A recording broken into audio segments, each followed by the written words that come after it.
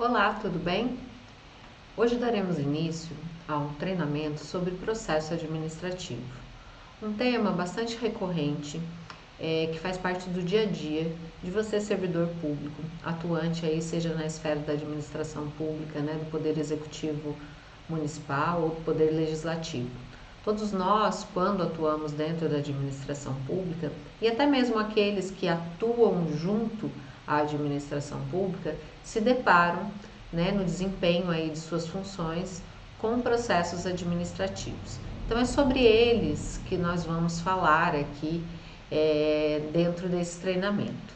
Eu sou Estela, sou advogada, já estive dentro da administração pública, dentro da minha carreira, foram 7 anos em que desempenhei a função e então sei bem como lidar com esses procedimentos, sei o quanto há rigidez em relação à obediência a todas as normas, a todas as regulamentações, sob pena, né, das invalidações que podem acontecer, dos vícios e de todos os desdobramentos, seja na esfera administrativa, seja na esfera civil ou seja até mesmo na esfera criminal.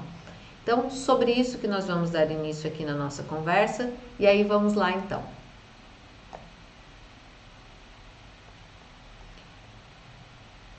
Quando nós falamos do processo administrativo, é muito importante que a gente comece falando sobre a questão dos princípios da administração pública. Lá o artigo 37 da Constituição Federal, ele traz ali, né, os chamados princípios constitucionais expressos, que são o da legalidade, impessoalidade, moralidade, publicidade e eficiência. Quando a gente vai falar de um processo administrativo, é muito importante também que a gente entenda que sobre ele recaem a aplicação desses princípios. Quando falamos do princípio da legalidade, é importante a gente lembrar que ele se refere a quê? Ele quer dizer que a administração pública, ela só pode fazer aquilo que a lei permite, que a lei determina.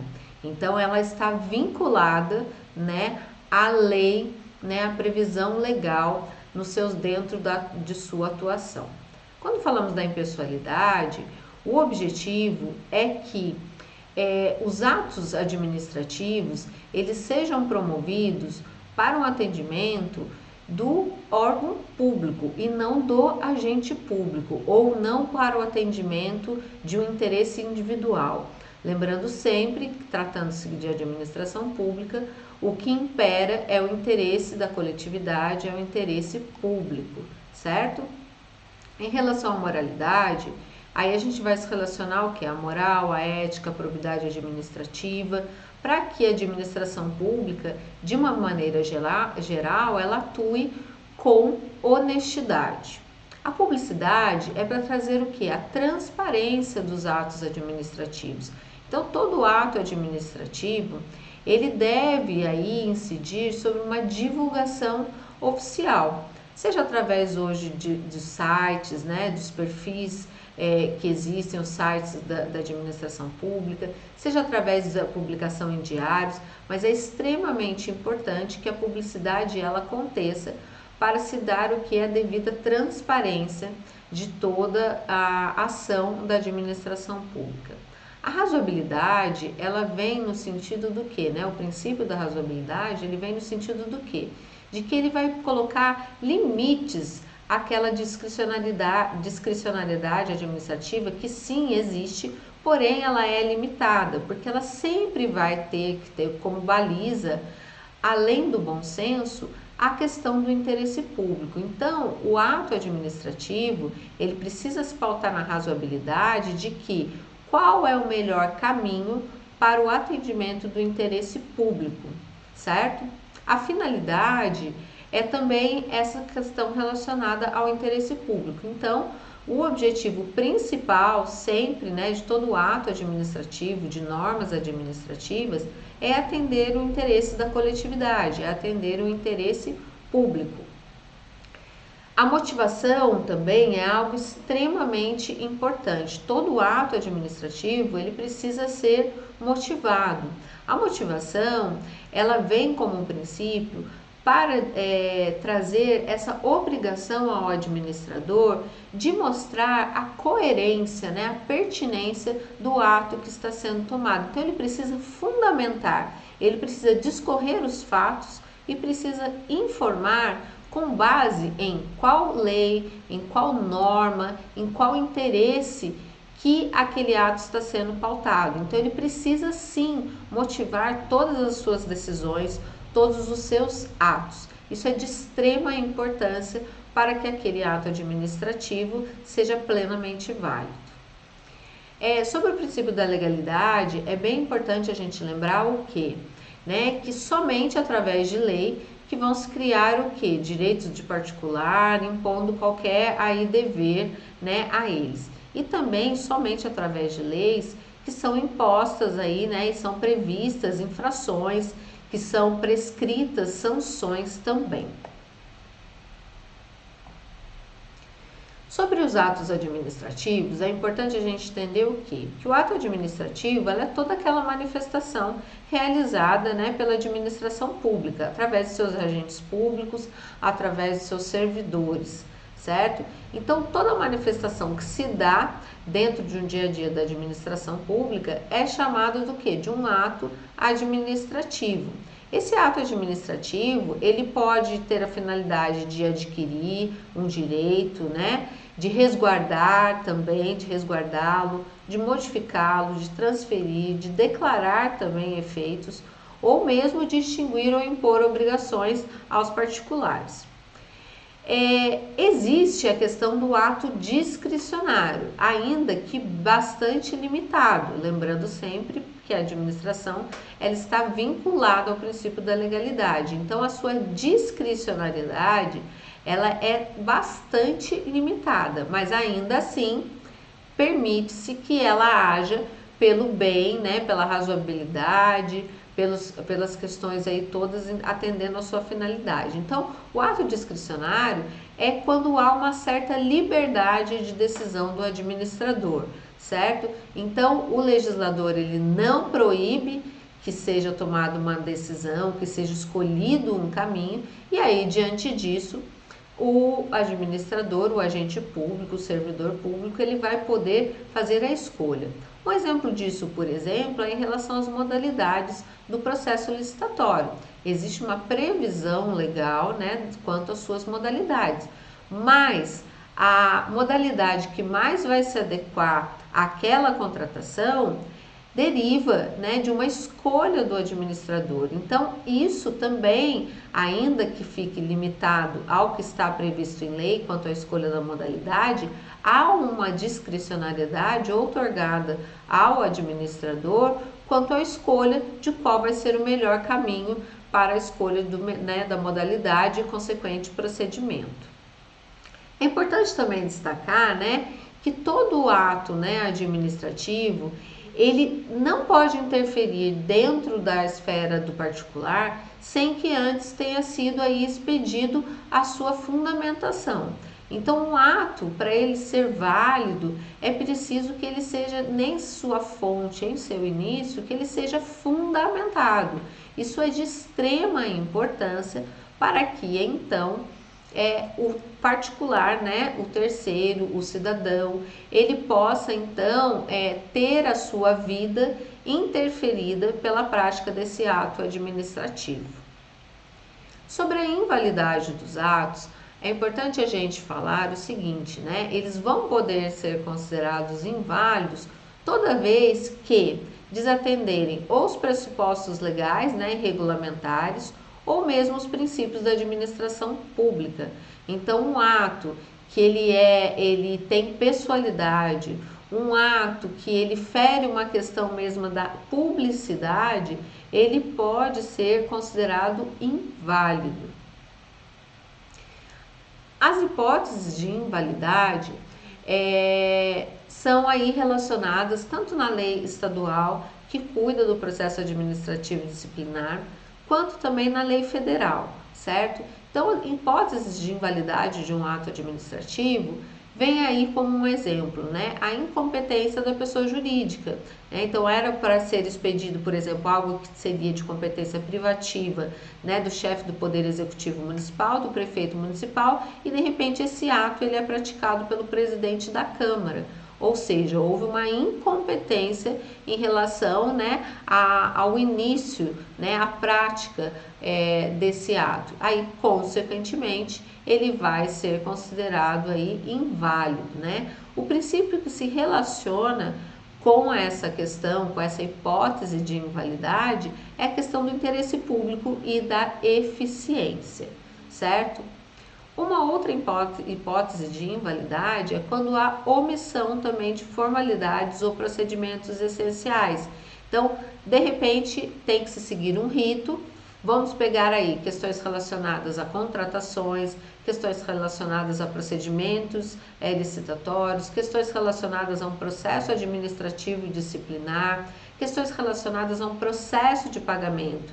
Existem procedimentos que precisam ser seguidos, né? Existe uma ordem lógica também que precisa ser seguida.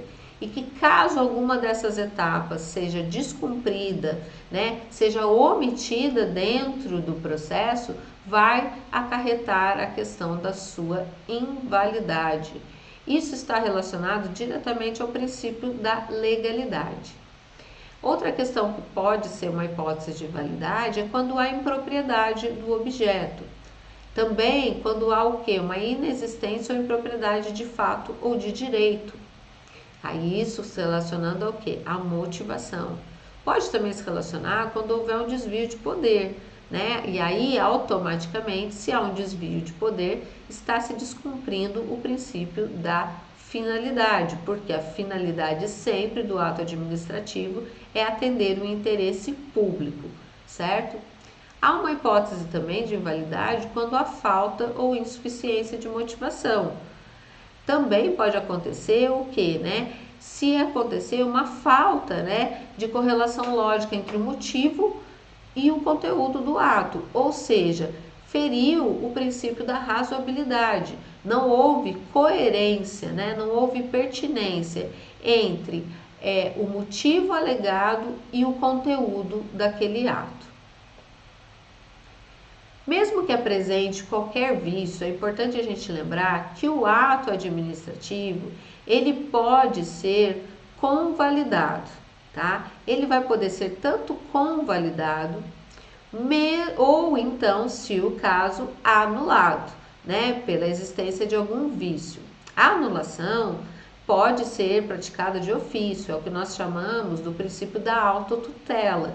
Então, a administração, ela pode, quando ela verifica que aquele ato ele tem vício, né, ou que ele fere ali qualquer questão de algum princípio, ela pode de ofício anular, né, rever esse seu ato administrativo, certo? Então essa anulação ela pode ser tanto de ofício quanto por provocação, certo? Só que o que acontece? Existe um prazo para isso, porque existe aquela máxima, né, de que o direito não socorre àquele que dorme. Então, isso não fica, né, estendido no tempo para que a qualquer momento aquele ato administrativo possa ser invalidado, até porque isso causa uma grande insegurança jurídica, uma grande instabilidade. Então, por esse motivo é que, passados 10 anos contados da produção daquele ato administrativo, não vai caber mais nenhuma questão relacionada à sua anulação, certo? Então, se não houve manifestação, né, seja de ofício ou seja por provocação de um terceiro, quanto à anulação daquele ato, ele não vai poder mais ser anulado.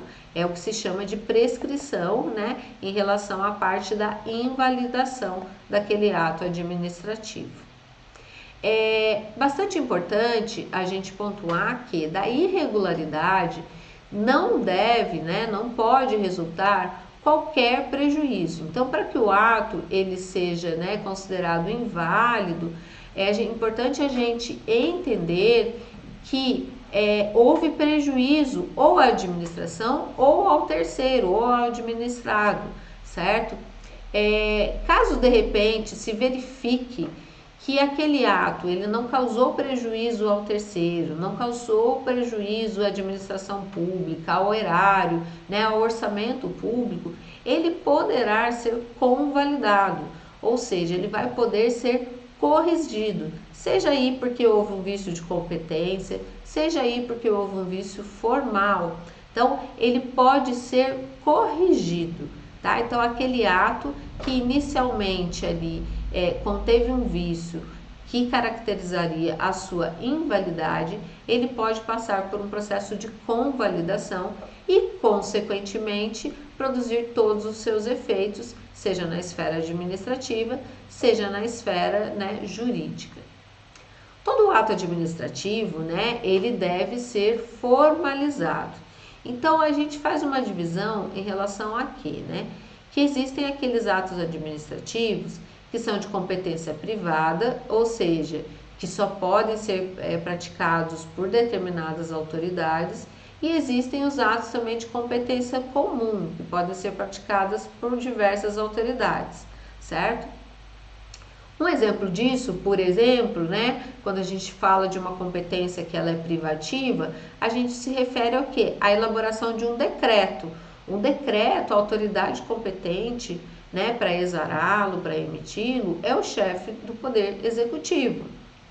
No caso aí de uma resolução ou de um decreto legislativo, a autoridade competente vai ser o presidente da Câmara. No caso aí de uma deliberação, os seus órgãos colegiados, então as suas comissões, né, que existem aí, elas vão poder deliberar. Então esses aqui são exemplos de atos com competência privativa. Há outros, porém, que trazem a questão da competência comum, assim como acontece com a portaria e todos os demais atos administrativos, como um ofício, uma ordem de serviço, instruções, certo? Então, assim, a portaria, por exemplo, né, todas as autoridades, até, né, um diretor de serviço, eles vão poder emitir uma portaria. Ele muitas vezes vai ter esse poder outorgado para que ele possa, então, criar essa portaria, né? Fazer essa portaria. Por exemplo, uma portaria para abertura de um processo de sindicância. Ali o próprio diretor da repartição vai poder fazer, né, a criação dessa portaria. Sobre a publicidade dos atos, é importante a gente entender que a partir do momento, né, que há a publicação, né, dada a devida publicidade daquele ato administrativo, aí sim ele passa a produzir os seus efeitos, certo? Então, a regra é de que os atos administrativos entram em vigor a partir da data da sua publicação. Há casos, porém, que quando previstos em lei, eles passam a valer a partir da sua emissão, tá? Mas a publicidade é uma regra para a validade e produção dos efeitos daquele ato administrativo, certo? Via de regra, a publicação muitas vezes ela vai ser necessária dentro do Diário Oficial do Estado, ou pode se dar também através de uma citação, de uma notificação, de uma intimação do interessado, ou mesmo através da divulgação dentro dos portais oficiais da administração pública. Sobre os procedimentos administrativos, é importante a gente entender que a eles também existem ali princípios, né, que vão ali permear toda essa atuação em relação aos procedimentos. Então, o que é importante a gente observar dentro de um procedimento administrativo? Primeiramente, a igualdade entre os administrados. Então, a gente precisa trazer uma equiparação. Então, isso traz até em questões aí de igualdade, a gente tem até a questão mesmo das preferências na tramitação, que aí a gente está falando, né, da igualdade material, que é aquela de que os iguais serão tratados de forma igual e os desiguais de forma desigual. Então, quando a gente pega uma questão ali, né, que uma pessoa idosa, ela tem preferência no andamento de um processo, uma pessoa com deficiência, ela tem a questão da preferência também, a gente está tratando ali de um princípio da igualdade. É sempre importante também a gente garantir o exercício do contraditório e também o exercício da ampla defesa e garantir que aquele ato ele seja, né, aqueles atos praticados dentro de um processo administrativo, eles sejam sempre motivados. Então, toda decisão ou despacho, ela deve ser motivada.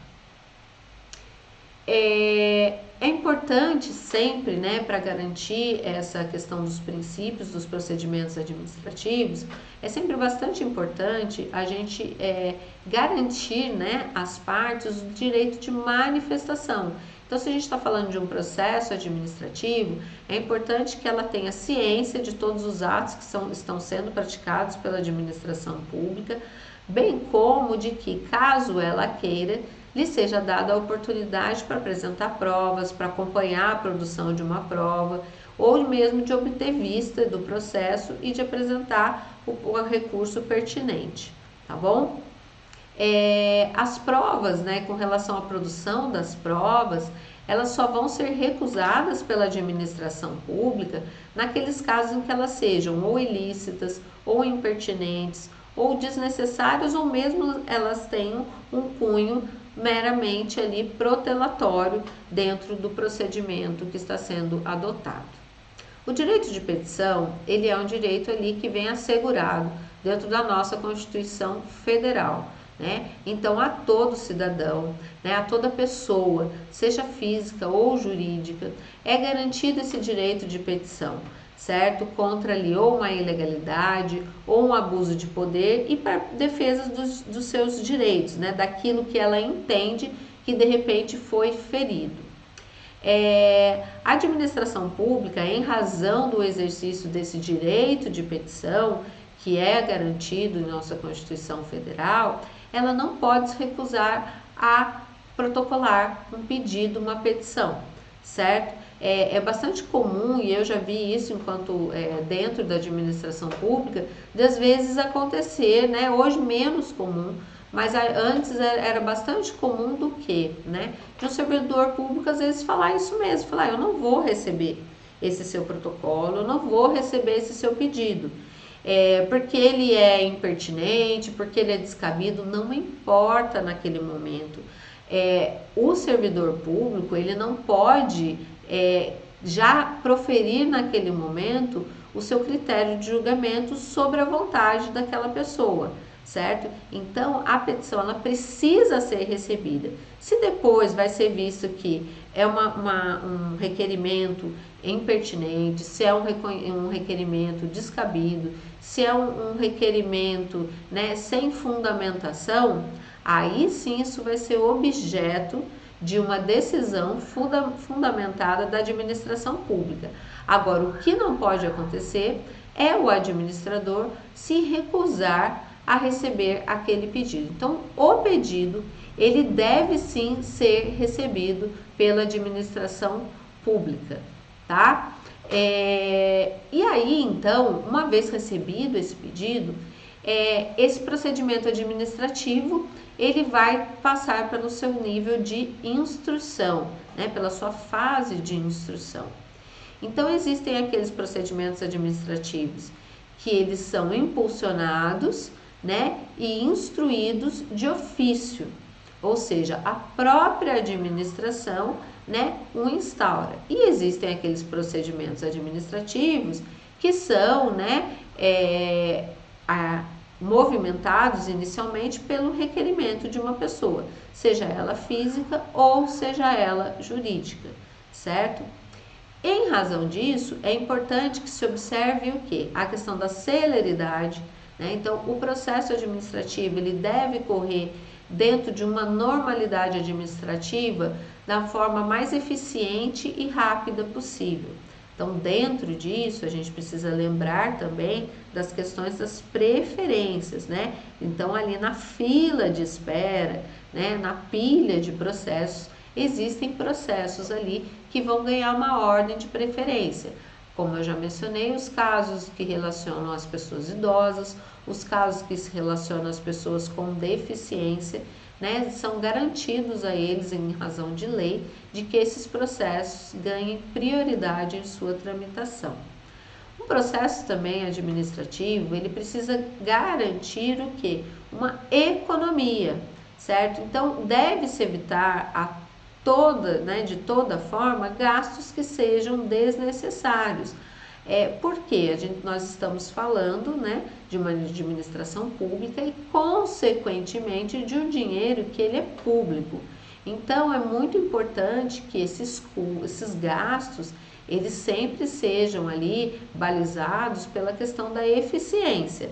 Então, o procedimento, ele deve se pautar também nessa questão da economia, certo? Então, tanto da eficiência para garantir uma celeridade, quanto também a sua economia.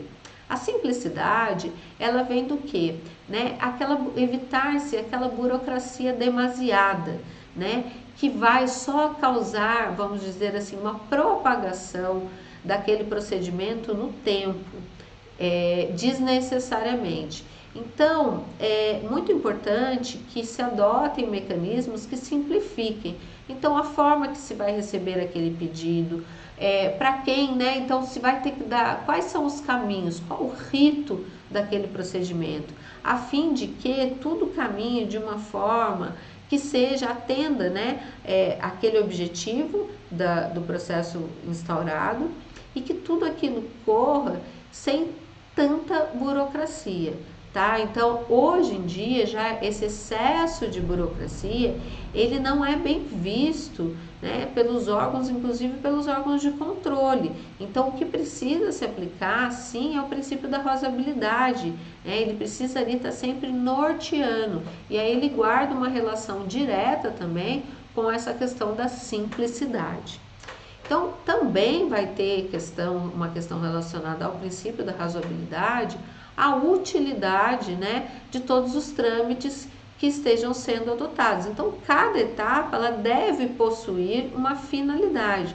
Então, quando se faz até uma construção, né, de um procedimento, quando a gente vai montar lá aquele cronograma de um procedimento a ser adotado pela administração pública, é preciso, né, por questões de eficiência, que se atente para que não existam etapas inúteis, etapas que sejam extremamente burocráticas e que atrapalhem o bom andamento do processo, certo? É importante também, né, lembrar que qualquer órgão, né, ou entidade que necessitar de informações do outro, também para um processo administrativo, para um processo de procedimento administrativo, ela pode requisitá-la diretamente, certo? Sem uma questão aí de vinculação hierárquica. Então, por exemplo, né, um procedimento, a Câmara está precisando de um procedimento ou de uma informação que é da Prefeitura Municipal e assim vice-versa. Então, essa requisição pode ser feita de forma direta, tá? É encaminhado um ofício para que então esse documento seja apresentado e consequentemente juntado aos autos, tá? Em relação aos prazos, agora eu vou trazer aqui para vocês os prazos previstos na legislação aqui do Estado de São Paulo, né? Então, se não houver outro prazo disposto na legislação específica sobre, de repente, um procedimento administrativo, nós devemos nos pautar por esses prazos gerais trazidos na legislação. Então, prazo para autuação juntada, né, nos autos de qualquer elemento de publicação, de uma prova e tudo mais, esse prazo vai ser de 2 dias. Prazo também que a administração vai ter para expedir uma notificação, uma intimação pessoal, já vai ser de 6. Para elaborar, né, algum informe que não tenha caráter técnico ou jurídico, de 7 dias vai ser o prazo. Para a elaboração de um parecer, né, seja um parecer jurídico ou informes que tenham aí esse caráter técnico, o prazo daí vai ser de 20 dias e pode também ser prorrogado por mais 10 quando houver aí uma necessidade de diligência. Sobre as decisões, né, a serem tomadas no curso do procedimento, uma vez levado à autoridade, né, ao agente público competente, ele vai ter 7 dias para realizar essa tomada de decisão. Sobre as manifestações também do particular ou as providências que ele tiver que tomar, o prazo, via de regra, vai ser de 7 dias. Lembrando que essa é uma regra geral. Havendo prazos específicos e expressos em leis sobre um determinado procedimento, aplica-se então essa previsão em razão até do princípio da especificidade, certo? A decisão final sobre aquele procedimento administrativo, ela tem um prazo de 20 dias para ser tomada. Como que isso é contado? Isso não é contado lá, então, uma vez iniciado o processo administrativo, o chefe, né, o responsável ali, que tem a competência para tomar a decisão, ele vai ter que dar em 20 dias. Então, isso significaria que um processo teria que ter no máximo 20 dias de duração. Isso até seria dentro de um mundo ideal, né? Isso seria o mais coerente, até o mais razoável.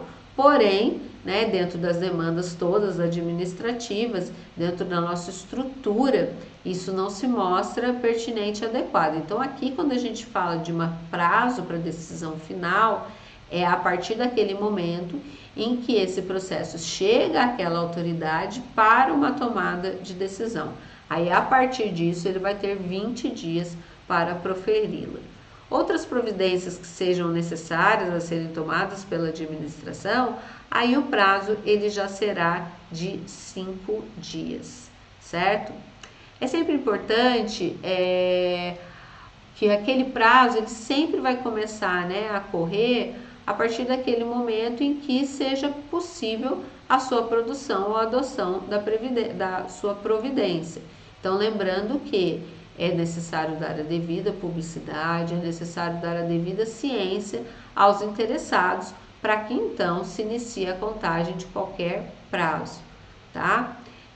As decisões também administrativas, é sempre importante também a gente entender quando tem aí questões relacionadas ao processo de interesse de servidores ou de munícipes, essas decisões elas têm que acontecer num prazo máximo de 60 dias. Aí sim, contados a partir da data do protocolo do expediente. Então, uma vez, né, startado um expediente ali por um servidor público ou por um munícipe, há uma decisão administrativa, ela deve ser tomada no prazo máximo de 60 dias. Se esse prazo passar e não houver decisão da administração, o requerente ele vai poder entender que aquele pedido foi rejeitado na esfera administrativa. E aí, consequentemente, ele terá o direito, né, de também se socorrer ao judiciário. Falando sobre publicidade, é bastante importante a gente entender, né, que durante o processo administrativo é bastante comum que aconteçam atos para dar ciência das partes envolvidas ou mesmo para dar a devida publicidade a terceiros que não estejam envolvidos, mas que tenham ciência quanto à lisura, né, daquele procedimento que está sendo realizado. Então, ao longo de um processo administrativo, existem várias formas de se dar publicidade. A publicidade ela pode ser feita através de uma citação, de uma intimação ou notificação, que essas, por sua vez, podem ser realizadas tanto de forma pessoal, quanto com carta com aviso de recebimento, certo? Nesses casos aí de citação, intimação ou notificação realizada pessoalmente, é importante a gente destacar essas regrinhas aqui, tá? O requerente, então aquele que peticionou, aquele que apresentou o seu pedido, ele tem que informar, né, o seu endereço para correspondência. Endereço hoje a gente também entende sobre endereço eletrônico, então é muito comum que essas respostas, que as devolutivas, que as citações ocorram através, né, dos canais eletrônicos de comunicação. Então é comum hoje também que ao se apresentar uma petição, né, dentre ali as formulações necessárias na qualificação da parte, que ela informe o seu endereço e também um contato telefônico e um contato, né, de endereço eletrônico para que essas citações, intimações e notificações sejam encaminhadas. Também vai ser considerada, né, efetivada uma intimação, uma notificação por carta com a sua entrega no endereço fornecido pelo interessado. Então, se aquele endereço ele confere com aquele que o interessado, que o requerente apresentou, uma vez entregue essa intimação ou notificação por carta, ela vai se considerar efetivada, certo? Existem questões aí que são obrigatórias. Então, a citação do acusado, né, de um acusado no procedimento administrativo sancionatório, ela precisa ser obrigatoriamente pessoal. Caso ela não seja, isso pode gerar um procedimento de invalidação. Ah, Estela, mas aí o que acontece? Ninguém localiza, né, essa pessoa que precisa ser citada. Aí, caso ela não seja encontrada, aí sim existe o direito de que ocorra a citação através de edital publicado no Diário Oficial do Estado, tá? Caso também essa pessoa a quem foi destinada a citação, a notificação, a intimação, ela se recuse a assinar o comprovante de recebimento, o servidor público ele fica encarregado de certificar essa entrega e a recusa. Lembrando sempre que o servidor público ele tem o que nós chamamos de fé pública. Então, por esse motivo, ele vai poder fazer essa certificação, certo? Quando o particular, né, ele estiver dentro de um processo administrativo representado por um procurador, aí essas intimações, notificações ou citações, elas vão ser dirigidas a esse procurador, certo? Ao advogado, né, ao procurador, ele também tem garantido o direito de fazer a retirada dos autos da repartição. Lembrando sempre que isso precisa se dar através da expedição de recibo e durante o prazo estabelecido para manifestação, certo? Então também não significa que o procurador vai poder retirar aquele processo e ficar com ele eternamente. Ele tem um prazo para sua devolução.